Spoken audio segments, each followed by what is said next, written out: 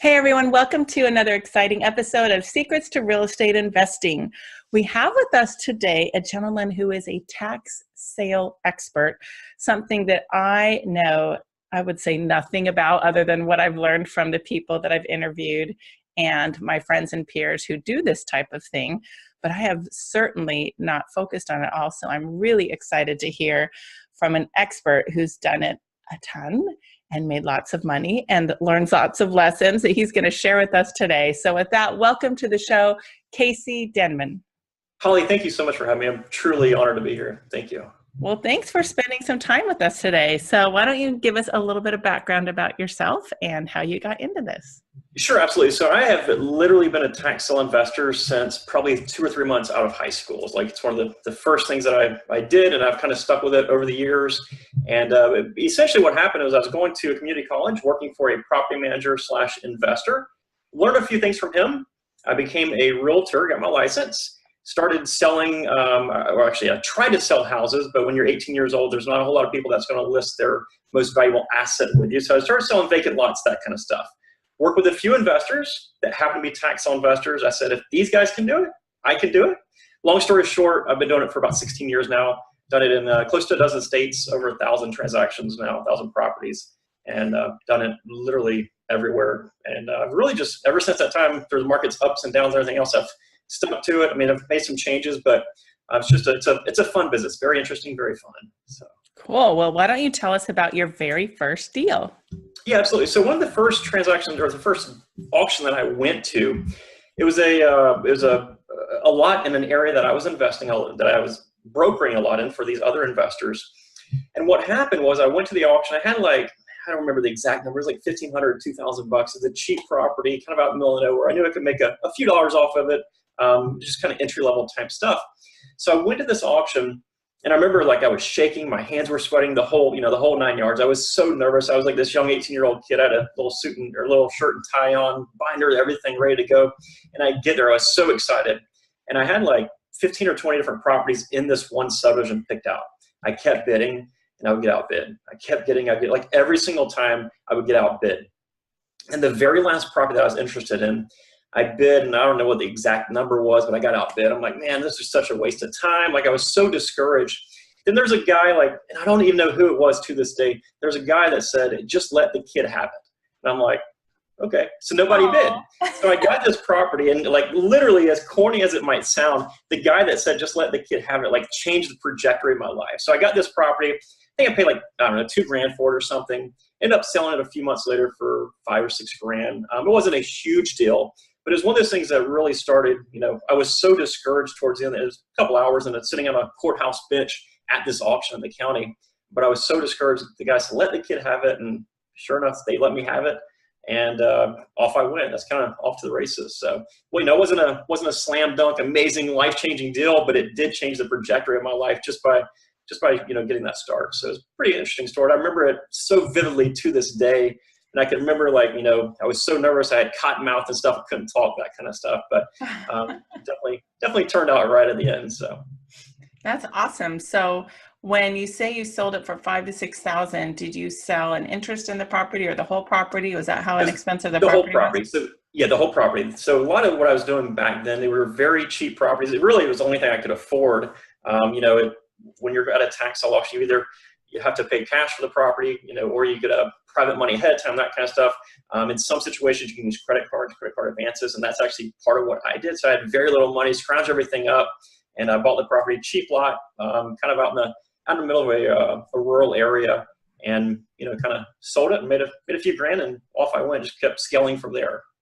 Awesome. I'm sure that gave you a great amount of faith, confidence, and belief. Okay, it's possible. I can do it. So yeah, exactly. It was such a small amount of money that I actually made off of it, but it was something. If I think if I would have made $100, I would have said, yeah, this is possible. I see how it works, but made a few grand, made it worth my time. And of course, when you're 18, you make a few $1,000s. You're like, wow, this is amazing, right? But obviously that money goes fast. But eventually I started scaling from there. Well, it's a lot of money compared to minimum wage, which is what many 18-year-olds have as an alternative. Exactly. So, Precisely. Yeah, it's great. Exactly. Cool. Well, why don't you tell us about your most interesting deal? So one of the most interesting deals I had is actually kind of a set of deals. And a lot of people ask me about my most successful auction or this and that. And it wasn't like I mean, I made quite a bit of money, but long story short, what happened was I went to an auction, as an out-of-state auction, and the auction was both online and in person. So it was kind of a hybrid type auction you could bid. I happened to be in the area, so I went to the auction. And the auctioneer, what he did, the way he worked it, is the most popular properties he would sell first. There's like 300 properties. He didn't want everybody to have to wait around. So you would go and when registered, if 5 or 6 people circle one property, he would auction all these properties off. So what happened is about 3 or 4 hours into the auction, when he had sold most of the popular properties, it was actually at a hotel conference room. The hotel staff member came in and he whispered something to the auctioneer's assistant, who went to the auctioneer and whispered something. They huddled outside and everybody's like, this is weird, like what's going on? We're supposed to be selling properties and stuff. But by this time, a few people had left because most of the very popular properties sold very early on. So what happened was the auctioneer came back and said, listen, I don't know what to do, but we're being kicked out of this auction room. Apparently there was a miscommunication somewhere between them. They got forced out of the auction room. So I started thinking, they've got to sell these properties. I knew the law. They had advertised the properties. They've done everything. It's going to cost them a lot of money to re-advertise them and whatnot. So I kind of hung around and I was like, what's going on? And they're like, we don't know yet. So I heard the auctioneer tell the guy that was in charge of the online bids, he's like, we'll just go up the street and pull up somebody's Wi-Fi and we'll sell the properties online. I'm like, okay. So I get in my car, rush to the VRBO that I was staying at, open the computer, and like nothing for like 2 hours. And I waited and I waited. And then eventually a property popped up. I'm like, this is interesting. So I placed a bid on it. Nobody bid on it. And then the next property that I wanted, nobody bid on. Eventually the guy said, he typed my name out, Casey, what properties do you want? And I'll sell those to you. So he popped these properties up and he sold them to me, and I got them all for the opening bid, which was $20 at that time. It was, it was one of those deals, start low, keeps going high. Now these were like, lots that weren't worth a whole lot. There's a couple dilapidated homes, that kind of stuff. So there was 14 that I ended up buying for 20 bucks a piece. It's like a completely unreal story, and I've told it a number of times and people have questioned it, and I've had like, I'm like, here are all the deeds that say $20. Just, obviously I was in the right place at the right time. That never, ever happens. That's happened to me once in 16 plus years. But, it was a stroke of luck, but a very interesting story for sure. That is so cool. I love it when people get rewarded for their effort and their perseverance. And that certainly happened in that case. That's really neat. Exactly. Right place, right time. Well, why don't you tell us about maybe a challenge or a difficult deal or situation that you've encountered? Yeah, absolutely. So I'm from Florida, born and raised here. I spent the first few years in the business in here. I didn't really go out of the state until after the recession, 2007, 2008, because I was looking for other opportunities. So when I first started going outside of the state of Florida, I invested in a northern state. Now in Florida, we don't get much snow, so I never think about snow. Also didn't think about city or county ordinances or anything like that. So I bought a lot in a particular city in October, and by November, December, it started snowing. Didn't bother me at all. I figured, hey, snow melts, no big deal. So what happened was I got a letter from the city, and they said you need to clear your sidewalk. It's a city ordinance that you have to have your sidewalk cleared after snowfall within 48 hours or whatever it was. I was like, okay, whatever, no big deal. I'm not going to go up there to shovel snow. I'm not going to call somebody. I'm not going to worry about it. About a week later, I got a citation. It was like $50 or something nominal. I'm like, $50, I'm many states away, not that big of a deal. Again, I don't really care about it. Kind of brushed on the rug. I was kind of naive because it was the first time I'd really invested out of area. So the week later, I started getting a ticket every single day. And what happened was, I'm assuming, because I looked at the times on the ticket, the code inspector on his way to work, he would drive by, write a ticket, drop it in the mail. Write a ticket, drop it in the mail. So long story short, by the time I started getting all these tickets, and what also happened, I became a habitual offender. So, I was the person that didn't shovel the snow. I had like thousands and thousands of dollars in fines for a piece of property that's worth a few $1,000, like a very cheap property. So long story short, I had to get an attorney to take care of it and stuff, but they had threatened jail time and all sorts of other crazy stuff. And I'm like, this is unreal. Like, it's shoveling snow. Like, never dawned on me. So that was a situation where I'm like, hey, if I'm going to invest out of area, I need to take the time to at least learn their ordinances, be a responsible investor, be the person that that you need to be to successfully invest out of area and to do it in a responsible manner. So it taught me a lot for sure, just by not shoveling snow. I mean, who would have thought a Florida guy? Definitely didn't think about it. So I wouldn't think about it either. Like it just like, I can't imagine, like I was so stressed out and surprised this year. We had a lot of rain in Southern California this year compared to normal. Right. And we had construction slow down and stopping for that on our flips. I'm like, what the heck? Weather, we live in California. Like I was so used to Right. Yeah. weather be an issue for years, but then this year it was Yeah, was you're like, definitely an that's issue. not supposed to slow us down. It's not supposed to happen, but it does, and you figure out a way to would deal with it. It's everything's a learning process, learning procedure. So you have to learn from it and account for it in the future. So That's a great question that new and learning people should ask in their areas. If they can talk to other investors, or maybe they're on online forums or in groups on Facebook, whatever, say, hey, what do I need to know about that is particular to this geographical area? So in Southern California, we have termites. Do you have termites in Florida? yes, we do. We have, yeah. So Everywhere. it is common that we have a termite inspection required on every resale of a home. And then another thing is we have brush clearing requirements where the fire department will go, because we have wildfires, and Right. maybe they're even called wildfires when they're in populated areas, but Right. if you don't clear the brush, you get fined, and if they do it, they could charge you a lot for it. So Wow, that's okay. another thing. If you don't pay attention to those citations or fines or warnings, that can Exactly. come Yeah. back to bite you too. Exactly. So A yeah. lot of times you'll just, people will just, they'll see them and sweep them right the rug like it's no big deal, that kind of stuff. But, they don't forget about the ticket that they wrote a month or two ago. It doesn't just go away. And no matter how silly you think it might be, it's going to come back eventually. So. Oh yeah, and I have called code enforcement officers in various municipalities, or what I've had it on rental homes, on flip homes, whatever, and I say, oh, hello, this is Holly, I'm the owner, and I really want to be compliant. Can you tell me what I need to do, or who you would recommend I get to, solve whatever the problem is? Or sometimes it's just a ticked off neighbor. I'm like, oh my gosh, and they know it's a ticked off neighbor. Oh, the trash cans aren't far enough behind the fence. So, Exactly. Yeah. make friends with whoever you can. It's much less expensive than paying the fine. So Definitely. very Definitely. good It's to all share that. about exactly. It's definitely about being a responsible property owner. I mean, a lot of people get in the business to make money, but when you're doing that, you need to be responsible as well. Do the right thing, and I think that goes a long way to make that effort up front. What do I need to do to be responsible to make the community a better place? So. Yeah, absolutely. Well said. So why don't you tell us a little bit about what your strategies are now for yourself, as well as, well, we'll start with that. So what are your investment strategies now? So investment strategy, I still do a lot of this stuff. When you're doing tax sale investing, a lot of people think, oh, he's a real estate investor. It is the fancy flips, the granite, all that good stuff. When you're a tax sale investor, usually it's the stuff at the very, very bottom. It's the stuff that somebody didn't pay the taxes on, and a lot of times they didn't pay the taxes on them for a reason. So you have a lot of dilapidated homes, a lot of code enforcement issues, a lot of city liens and stuff like that you're always dealing with and always learning that kind of stuff. So I'm still working on. I do a lot of homes, do a lot of vacant land too. In Florida, we have a lot of construction right now, so I invest a lot in vacant land. If I know that it's in the path of construction, or I can resell it to a developer, something like that. It's very, very. There's a very easy flips, that kind of thing. And a lot of what I do, I don't do so much remodeling. I do some here and there, but a lot of it, I'll buy the property for one price, sell it quickly to an investor, let them take over the remodel side of it. And I kind of take the spread in the middle and kind of move on. That's kind of what I've done for. Really most of my career. I've done a lot of remodels and stuff, but I like to be the guy in the middle that buys it cheap and sells it to somebody else. So them as a remodel, they can make some money. We all make some money. Everybody wins. And I've really kind of done that my entire career, and just kind of kept on scaling it more and more every single year. So. Very interesting, and I think that is super smart.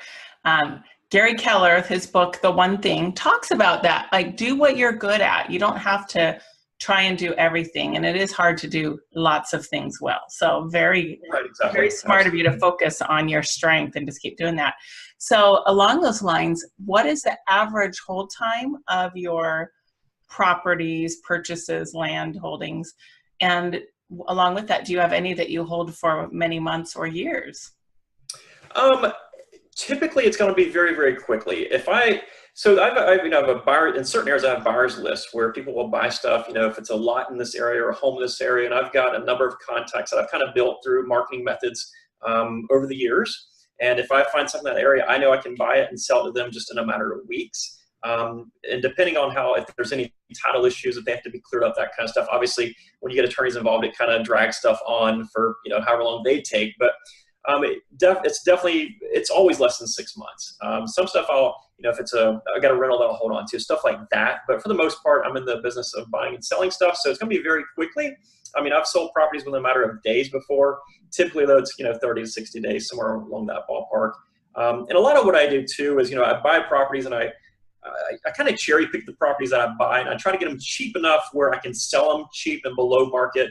Again, make my money and move on. I'm not the type of person to try to buy it up here and sell it way up here and leave it on the market forever. I would just rather, take a small piece of the pie, be happy, move on, let somebody else have the rest of the pie. So that's kind of my business model. That's what I've done for so long, but it's definitely a short-term model. So. Great. Well, that sounds super strategic, planned, and like it's really working for you. So tell us a little bit about how you teach and help others to get started in this. Yeah, absolutely. So 2011, late 2011, 2012, I was with a friend of mine, and he has a online aviation academy where he kind of teaches people how to fly online.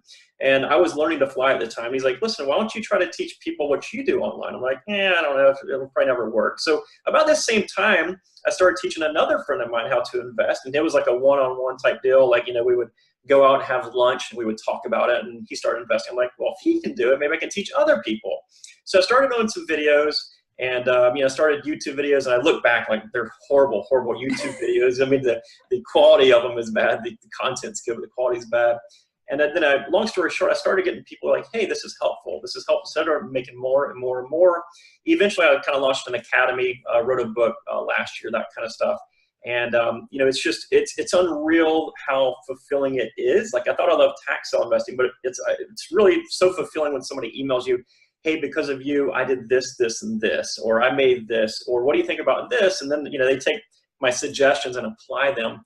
And it's just, it's really a phenomenal feeling to have somebody say, hey, thank you for allowing me to increase my income this year. Thank you for giving me suggestions or ideas that I've never thought of. And maybe, I've got a lot of teachers in my family, so maybe it's like my teacher roots or something coming out, but it's such a very fulfilling business that I've kind of started as a side business of tax sale investing. It's really kind of grown over the years since early 2012. So cool. Well, with that, I'd like to lead into our free giveaway for the week, listeners. So Casey is generously providing his Getting Started guide. So Casey, can you tell us a little bit about that? Yeah, absolutely. So a lot of people ask me, like, tax sale investing, that sounds great. I think I know a little bit about it, but what is it? Where do I start? And that kind of stuff. So people are always like, what's the first step? So in the guide, it's a 5-step guide. Tax sale investing, I guess, like really any business when you're on the outside looking in is a fairly easy business, right? You buy stuff here, you sell it here, you make the money in between. But at the end of the day, there's a lot that goes into it. It's just a matter of figuring out the process and the steps and that kind of stuff. In the academy itself, we train people. We have hours and hours and hours on different topics and stuff. But this Getting Started guide is really 5 bullet points that will help you get from the person that's just heard about tax sale investing, tax liens and tax deeds, to actually taking that action, taking those steps to get going, to get started. What do you do? Where do you start? What counties should you invest in? What type of objectives should you have? How do you get the list? That kind of stuff. It'll really point you in the right direction and kind of get you on your path. And again, it's a PDF download completely free to your listeners. So. That's so nice. Thank you so much. So listeners, you can get that by going to hardhatholly.com/118, because we're episode 118. So hardhatholly.com/118. Also, if you prefer to text, then you're just going to text the words hard hat with no space in between, hard hat, to the number 38470. So text to 38470 hard hat, and we will send that download right back to you. And Casey, how do people learn more about you? I believe you have a podcast, so tell people what website they can go to find out more about you and what you offer and your podcast. Perfect. Absolutely. So my podcast, you can search us on really any podcasting network. Just type in Tax Sale Podcast. We'll be the pop-up. You'll see my smiling face over there waiting for you. And we've got quite a few episodes And we started that back last summer, and we launched a couple episodes every week. We have a short one and a longer one. So the podcast is a great resource. We also have a lot of videos on YouTube. Just go to YouTube, type in Tax Sell Academy. We have 500 plus videos on YouTube about all sorts of subjects. If you want the most detailed stuff, you can go to taxsellacademy.com. Got kind of two things for you there. Number one, I've got this book here. It's Tax Sell Playbook. The book is free if you just cover shipping costs to get it from our warehouse to your front door. Basically, you help us cover the shipping costs. That's going to be another great resource. So if you like what you see on the free downloadable PDF from Holly, that's going to be the next resource, probably for $5 shipping. Then after that, if you want the most detailed information, the live workshops, all that good stuff, you can consider joining the Academy. I'm by no means the type of salesperson to push anything. So if you like the way I teach that kind of stuff, the Academy is going to be a great place for you. Otherwise, we have so much information out there. I think we have got probably the most free tax sell training information out there compared to anybody else. So take a look at it, see what you think, and by all means, shoot us an email if you have any questions whatsoever. So. Fantastic. And I forgot to ask you this earlier, but can you do this anywhere in the United States? You can, absolutely. Every state's just a little bit different. There's tax liens, which basically you are paying the tax bill for somebody else to earn interest. And if they don't pay you back, you can claim the property. Then you have tax deeds where you're actually buying property that had previously not had the taxes paid. So you do it in every single state, just a little bit different in every state. Even if it's two tax lien states, they're going to be just a little bit different. So it's very important to take the time to research your laws. And again, the downloadable PDF will shoot you to the county's website, make some suggestions on doing that, and determine what's best for you. So. Fantastic. Okay, that's super helpful. Well, we really appreciate you taking all your time today to tell us some inspiring stories about how people can make money doing this. And it sounds like it's something they can do on the side in addition to a full-time job, right? Yes, absolutely. I've got a lot of students right now that do it kind of in the evenings, that kind of stuff. You can bid online nowadays. I mean, technology makes stuff so convenient for all of us, but it's definitely something you do part-time.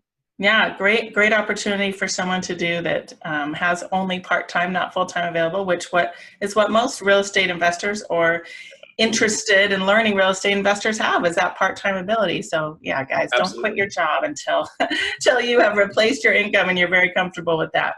So with that, I'd love, as we sign off here, what parting words of advice do you have to somebody who is interested in going down this path or learning more about it? Absolutely. I would say, as far as my number one advice I give everybody is be patient. There's a lot of people, and it's not earth-shattering stuff. It's not anything crazy, but if you are patient and you continually push forward just a little bit every day, you have that momentum going nonstop, you'll eventually see success. It's not going to come on your timeline. I mean, it's going to take time to find the right deal, to be in the right spot at the right time. Real estate investing, tax investing, business in general, you can't be an overnight success. But in that meantime, while you're waiting for that success to come, keep learning, keep pushing forward, keep trying, don't give up on it. It's not going to come in a week or two, that's for sure. Be patient, and if you're patient, it will be paid. Your patience will be rewarded in the long run. I love it. Patience, perseverance, common theme that people hear on this podcast, and to take action every day if you can, and be consistent. So with that, Thank you so much for being here, Casey. We appreciate you. And listeners, get out there, take some action, take action every day if you can, and grow your wealth through that. Thanks for listening. Thanks, Holly. Hey there, thanks for watching the video. Make sure you like it and click subscribe to get notified of more videos. And you can go to hardhatholly.com for a free download on secrets to finding great deals.